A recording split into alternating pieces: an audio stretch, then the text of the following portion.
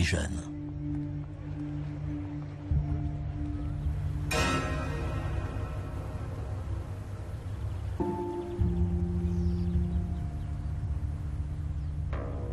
Julian Bryan a filmé ce camp de service du travail installé en Bavière.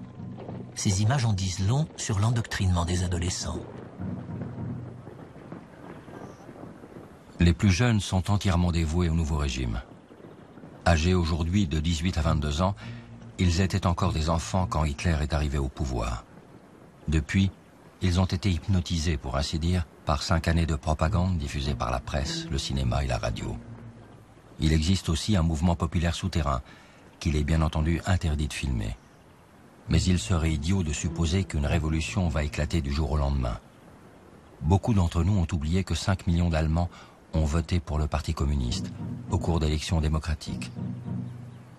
Venons-en aux jeunes gens âgés de 19 ans environ. Voici donc à quoi ressemble le service du travail. 300 000 jeunes Allemands sont envoyés dans quelques centaines de camps comme celui-ci, où ils travaillent et font de l'exercice. Ils y reçoivent également une éducation politique. Leur instructeur leur montre sur une carte les colonies que l'Allemagne a perdues et comment elle compte les regagner. C'est comme cela qu'on les prépare à la guerre. Après 6 mois d'entraînement, ils se sont aguerris, leurs corps se sont affermis et leurs bras fortifiés.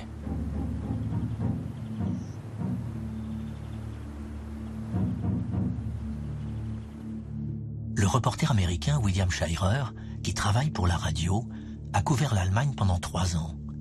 Au cours de son séjour, il perd toutes ses illusions, comme en témoigne ce commentaire amer, datant de 1937.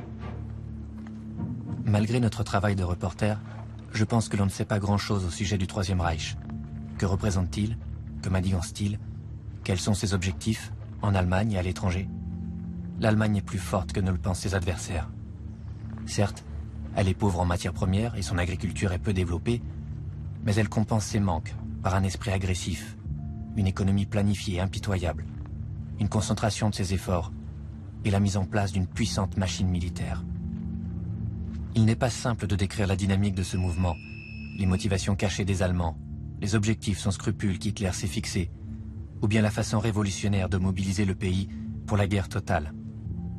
Quand les pompiers de Londres, Paris et New York viennent en visite en Allemagne, Hitler leur parle de paix.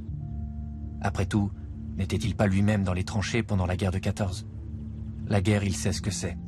Il ne veut plus jamais condamner l'humanité à cela. Quant à la paix, lisez donc Mein Kampf, mes frères. Hitler y affirme que la France doit d'abord être anéantie, et alors la grande progression vers l'Est pourra commencer.